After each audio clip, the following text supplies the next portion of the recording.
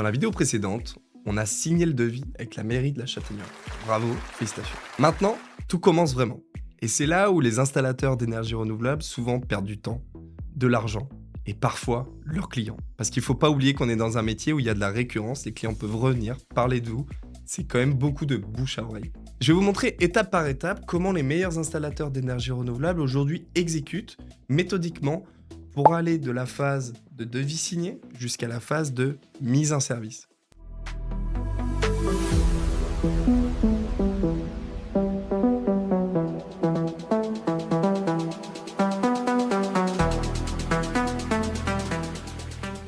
Devis validé. Première règle, ça doit envoyer une alerte automatique au service exécution.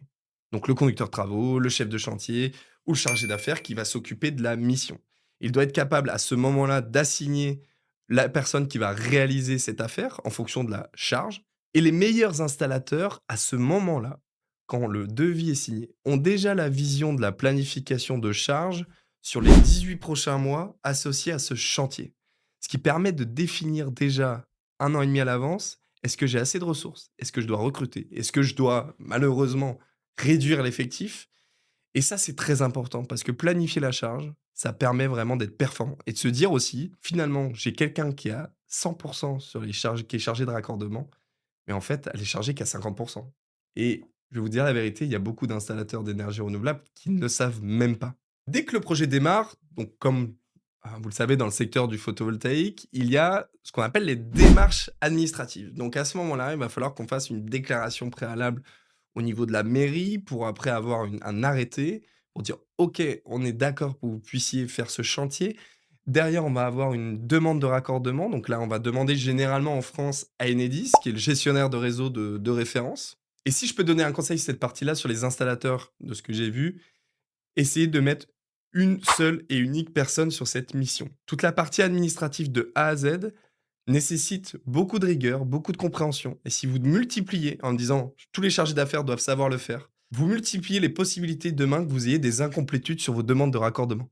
On parle notamment des tarifs d'achat où si j'ai une incomplétude, vous allez basculer sur le tarif d'achat du mois précédent. Même si aujourd'hui les choses évoluent vraiment où le tarif d'achat fixe arrive un peu à sa fin, c'est quand même important quand même de garantir lorsqu'on fait une demande de raccordement que les données soient fiables. Et dans le pire des cas, un dossier qui est pris en retard, ça peut compromettre l'intégralité du projet. N'oubliez pas que votre client n'a pas encore payé, il est toujours possible qu'il fasse retour arrière. Donc la phase de démarrage doit être très importante. Vous devez prendre le client avec vous et qu'il soit vraiment accéléré et qu'il soit vraiment avec vous dans cette phase de démarrage du projet et qu'il vous fasse confiance. Pour que le service achat soit bien coordonné, il a besoin d'une date estimative de début de chantier. Alors évidemment, elle est volatile, elle peut toujours évoluer. On sait que dans le photovoltaïque, sur des projets résidentiels, on va être sur des mois assez courts, on va pouvoir déployer assez vite les panneaux photovoltaïques. Sur des projets plus grands, jusqu'à 500 kW crête, voire des mégas, on va être sur des projets qui vont durer entre 1 an et demi, des fois, et 5 ans. Et donc là, c'est très important d'avoir une date estimative pour permettre à votre service approvisionnement d'acheter au bon moment, à la bonne période, et d'anticiper le volume auprès des distributeurs. Les meilleurs installateurs que j'ai vus aujourd'hui définissent des volumes en avance avec des distributeurs. Ils leur disent, voilà, l'année prochaine, je vais avoir tant de volume. Et ça représente quasiment 5%, 5 à 10% de gains sur la partie volume. Parce qu'ils ont été en capacité de dire à leurs distributeurs, voilà, je sais ce que je vais vendre. Si vous n'avez pas la capacité de dire à vos distributeurs, je ne sais pas combien je vais vendre, le problème, c'est que vous avez perdu 10%. 10%, c'est énorme sur la globalité de tous vos chantiers. On prend une société qui fait 2 millions de chiffre d'affaires, où on sait que l'achat, ça représente quasiment 70%. On parle quasiment de plus de 100 000 € quand même d'achats potentiellement qui auraient pu être évités. Évitez d'acheter coup par coup, sinon vous allez payer le prix fort. Un distributeur, il est comme vous, ça va l'arranger si vous lui donnez une visibilité sur le long terme. Et vous, c'est pareil. D'avoir une visibilité sur le long terme, c'est top aussi pour planifier votre charge. Et surtout, derrière, vous avez un gain financier. Donc, définissez en amont, en fin d'année, avec un distributeur clé, un volume prédéfini. Et donc là, on a fait vraiment toutes les étapes clés. Donc, on va acheter, etc. Et après, on va arriver sur la phase chantier. Évidemment, dans cette vidéo, on n'aura pas le temps d'expliquer l'intégralité des processus, ce serait bien trop long. Sur la partie chantier, une fois que les équipes de chantier arrivent sur site, il y a une partie qui est vraiment importante qu'on néglige un peu, mais il faut mettre en place le pointage des heures. Alors vous allez me dire: «Ouais, mais le pointage des heures, ça flique, c'est quand même, difficile de mettre en place».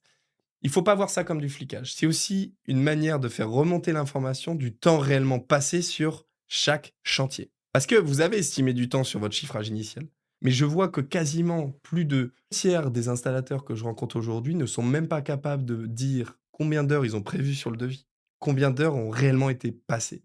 Et ça, c'est vous permettre de suivre la rentabilité à l'affaire, c'est une donnée clé. Faites saisir à vos personnes sur site les heures, ça les responsabilise et vous, ça vous permet d'améliorer également vos chiffrages en conséquence. Et ensuite, un point qui est très important, on va parler plutôt de la partie facturation. Parce que souvent, la facturation, on la désynchronise complètement de la gestion de votre projet. Mais n'oubliez pas que la facturation, c'est de la facturation à l'avancement souvent dans vos métiers.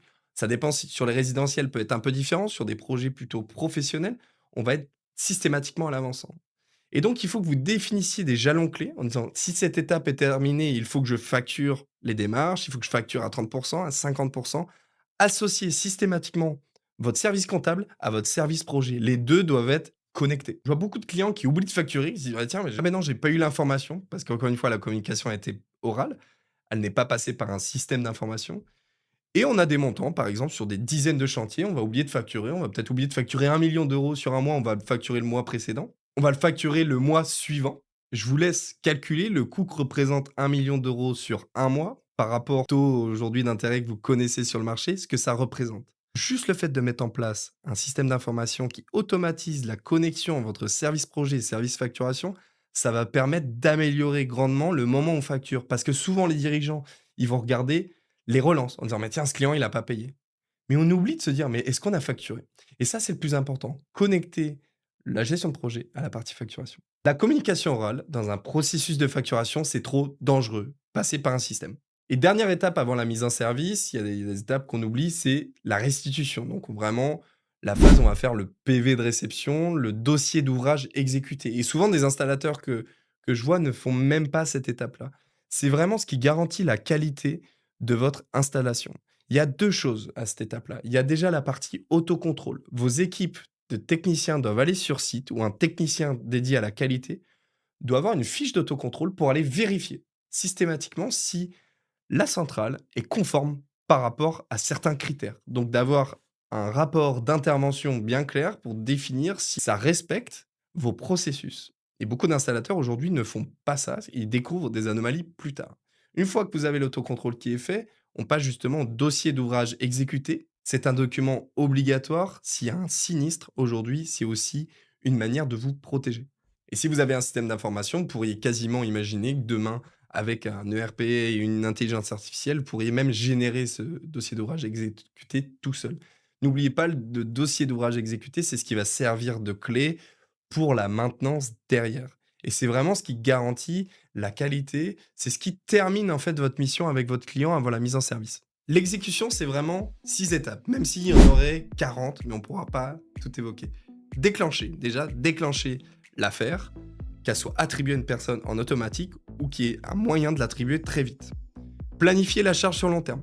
Anticipez vos achats pour permettre d'avoir des gains sur des volumes. Suivez les heures sur vos chantiers.